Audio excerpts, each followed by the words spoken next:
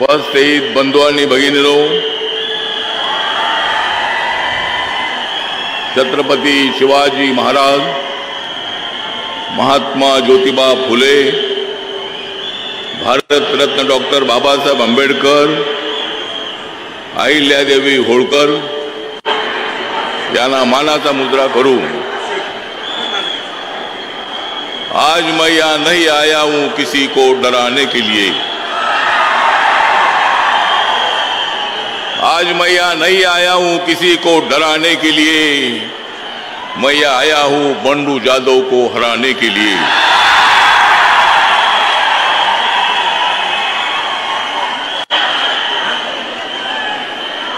माननीय देवेंद्र फडणवीस जी के साथ मैं यहाँ आया हूँ आप सभी लोगों को बताने के लिए।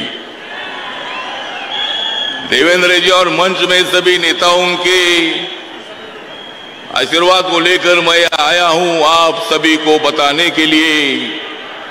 और माननीय प्रधानमंत्री नरेंद्र मोदी जी आ रहे हैं महादेव जानकर को जिताने के लिए।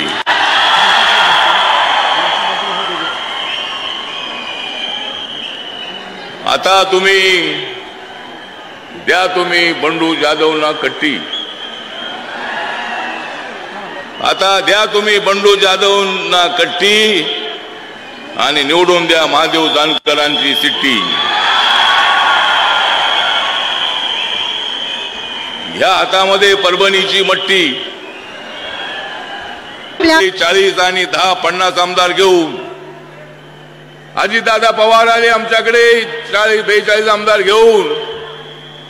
आमची ताकद मोठी वाढलेली आहे। रिपब्लिकन पक्ष तुमच्या पाठीशी उभा आहे, तुमच्या पाठीशी, महायुतीच्या पाठीशी उभा आहे झेंडा निळा। महायुतीच्या पाठीशी उभा आहे झेंडा निळा, म्हणून उबाटाच्या आणि काँग्रेसच्या पोटामध्ये उठलेला आहे गोळा।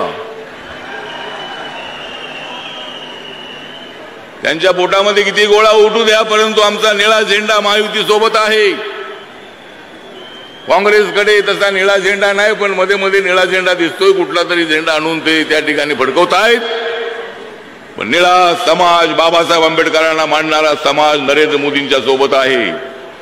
बाबासाहेबांची सगळी स्मारकाची कामं पूर्ण करणारे नरेंद्र मोदीजी लंडन मध्ये बाबासाहेब आंबेडकरांचं घर विकत घेऊन, देवेंद्रजी मुख्यमंत्री असताना 41 कोटीचं घर विकत घेतलं, त्याचं स्मारक बनवलं।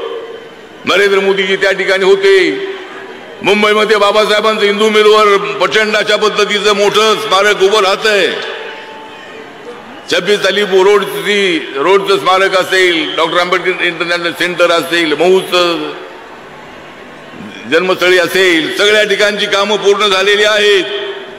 काँग्रेसला विचारतो मी, तुमच्या काळामध्ये काय करत होता आपण? त्यामुळे दलित जनतेला माझं आव्हान आहे, बौद्ध जनतेला माझं आव्हान आहे की तुमच्यामध्ये गैरसमज पसरवण्याचा प्रयत्न होतोय। लोकशाही धोक्यात आहे अशा पद्धतीची अफवा उठवली जाते, पण या देशाची लोकशाही धोक्यात नाही, या ठिकाणची इंडी आघाडी धोक्यात आहे। आणि म्हणून मी जास्त आपला वेळ घेणार नाही, पण महादेव जानकर माझे चांगले मित्र आहेत। महादेव जानकर चांगले हुशार आहेत, ऍक्टिव्ह आहेत। म्हणजे महादेव जानकर आहेत फारच हट्टी, महादेव जानकर तिकीट मागण्यामध्ये आहेत फारच हट्टी, म्हणून या ठिकाणी वाजत आहे त्यांची शिट्टी। त्यामुळे महादेव जानकर माझे अत्यंत जवळचे मित्र आहेत। महायुतीमध्ये ते आमचे अत्यंत ऍक्टिव्ह असणारे नेते आहेत। धनगर समाजाबरोबर सगळ्या बहुजन समाजाला न्याय देणारे ते नेते आहेत, आणि अशा नेत्याला या ठिकाणी आपल्याला निवडून द्यायचं आहे। त्यामुळे महादेव जानकर यांचं नाव आहे ज्यांच्या मनी, महादेव जानकर यांचं नाव आहे ज्यांच्या मनी, त्या मतदारसंघाचं नाव आहे परभणी। त्या परभणीमध्ये महादेव जानकर बाहेरचे नाहीत, महाराष्ट्राचा तो नेता आहे आणि रिपब्लिकन पक्षाचा तो अत्यंत जवळचा मित्र आहे। त्यामुळे महादेव जानकर यांना निवडून द्यावं।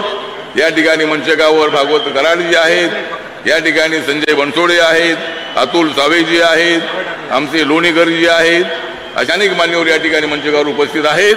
मी सर्वांच्या वतीनं महादेव जानकर यांना हार्दिक शुभेच्छा देतो। जय भीम, जय भारत, जय महाराष्ट्र.